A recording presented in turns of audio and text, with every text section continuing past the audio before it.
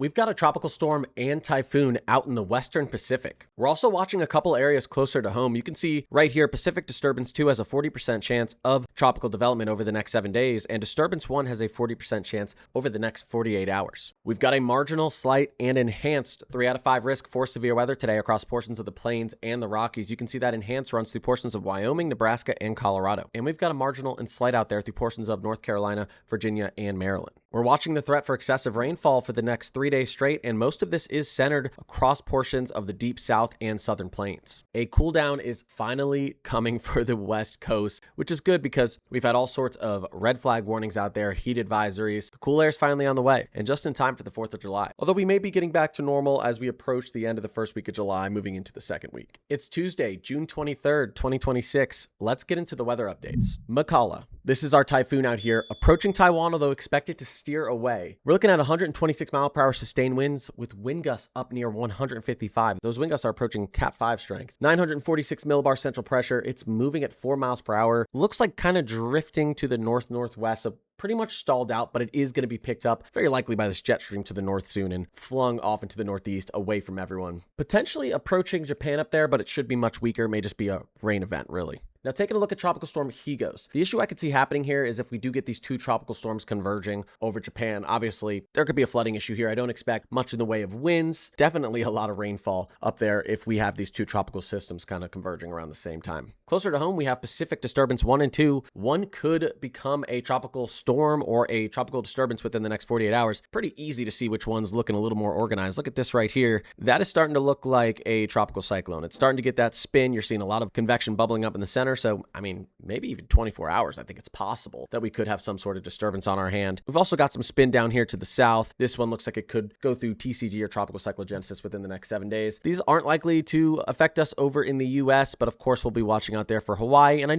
do know there are some models that have one of these drifting up to the north. So I would say maybe portions of the Baja Peninsula, Southern California should pay attention. But right now, they're just areas that we're watching. So no need to panic. We'll just keep an eye on them. We're looking pretty calm over in the Caribbean and in the Gulf right now, and in the Western Atlantic as well. Now, calm is good in terms of we don't have a lot of convection over here, so really don't see any kind of low pressure that could spin up into a tropical disturbance. But also, when you have a low shear environment, if you do get some moisture floating into, the Caribbean, into the Gulf, into the Western Atlantic, there could be a little window for development here, but overall, not too bad. Notice all of this Saharan dust we have coming off of Africa as well. You don't typically see tropical development with all of this dust flying around. It can really quiet the tropics for a while, and this is floating over into the Caribbean as well. So not only are we in an El Nino, where we're going to have a lot of shear over the Western Atlantic basin, but we've got tons of dust out here. So I think it's going to be quiet for a while. If you have any cruises planned in the coming weeks, I'm liking your odds of not running into any crazy tropical systems. But again, I'll keep watching. We do have more severe weather to talk about. It's crazy how much severe weather we've had in June. Large marginal, slight, and enhanced risk across the plains, Rockies today, portions of the upper Midwest. We got a 2% tornado risk running from southeastern Wyoming through Colorado, through southwestern Kansas, out there through western Oklahoma, and the Panhandle and Red River Valley region of Texas,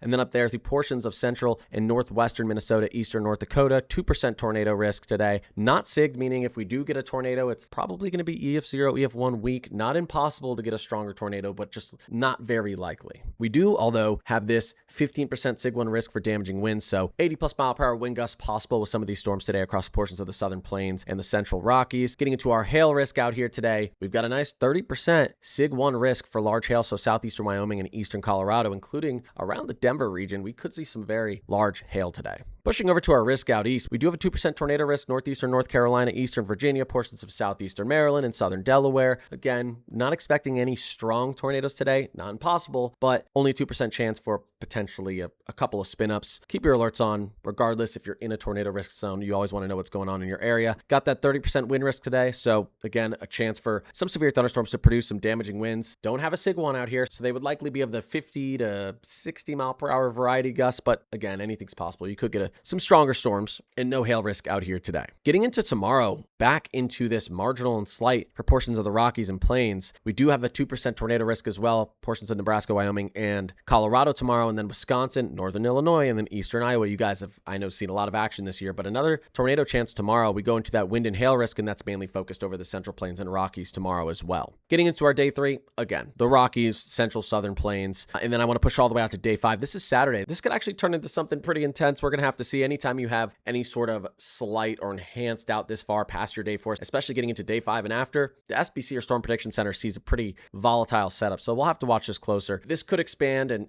end up including portions of Montana, even out towards Minnesota. So again, I'll keep you updated as this gets closer. Quickly jumping into our severe risk for today, let's take a look out over near the Plains and into the Rockies. Nice little Bear Clinic boundary sets up here, likely because of some storms firing off in western Nebraska, northern Kansas. But again, this could help with some forcing. I can see why there's the chance for some very large hail out here. Very warm temperatures down here to the south. Let's take a look at what our dew points are doing. When you get very warm temperatures mixed with some high dew points here, you can see we've got some mid 60s into the 70s. You're going to have a high theta E, so a lot of energy for thunderstorms. There's that theta E I'm talking about, and you can see, I mean, this is just a ton of energy for thunderstorms. There may be some capping issues out here. Overall, it's a pretty good environment. I can see why, we don't have like your classic Tornado Alley dry line or anything like that. Let's take a look at what's going on with the shear today. There's our 500 millibar pattern today. So you see some short waves developing over this region. Again, portions of the central Rockies into the central and southern plains. A pretty nice jet streak, really a northwesterly flow. And then you can see that LLJ kicking on too. Not the most impressive low-level jet, but you're going to have some of that rotational shear, especially when we take a look at what our winds are doing down at the surface. You've got that northwesterly flow from the 500 millibar. You've kind of got a southerly flow from your 850. And then up in this region, you kind of have an easterly flow at the 10 meter or at the surface. So lots of spinning happening in the atmosphere out here. There's a lot of rotation, but the actual shear velocity isn't crazy. I can see why we don't have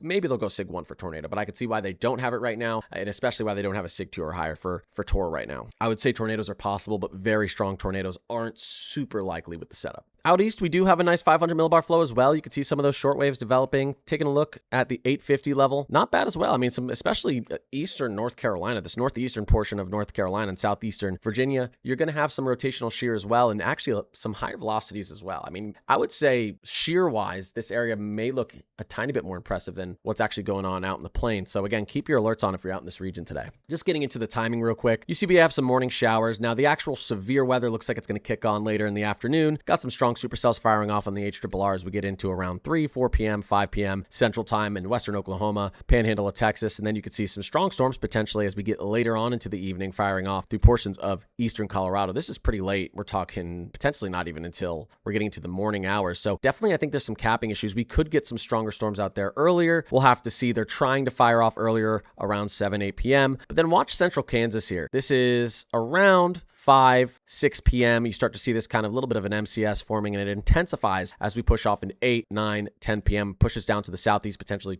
through Wichita, approaches Tulsa, Oklahoma City, Shawnee, and then down towards northeastern Texas. So this is really a full evening event and into the early morning hours of Wednesday as we get towards northeastern Texas and western Arkansas. So this region is going to want to pay attention as well. Out east, these storms get going a little bit earlier. 2, 3 p.m., we could have some strong storms firing off, moving through North Carolina, Virginia, Maryland, Delaware, potentially even portions of southeastern PA and central to southern New Jersey. But those storms get off the coast pretty quickly, and then you actually look pretty good as we get into the evening hours potentially. Let's take a look at our excessive rainfall risk here. This is going to be today. Large, marginal, and slight risk across portions of the central and southern plains, getting down into the lower Mississippi Valley, out here through portions of northeastern North Carolina, eastern Virginia, southern Delaware, and southeastern Maryland. We also have that marginal and slight risk for excessive rainfall today. Same area we're watching out here as we get into tomorrow. Large, marginal, slight risk for excessive rainfall from the Rockies through the plains down into really the deep south, lower Mississippi Valley. We also have a marginal risk for excessive rainfall in the desert southwest as we get into tomorrow. And then day 3, kind of the same areas. Plains continue to see this. Portions of the Rockies continue to see this threat for excessive rainfall. This now pushes off a little bit further east into the Ohio Valley as well. And the desert southwest is still,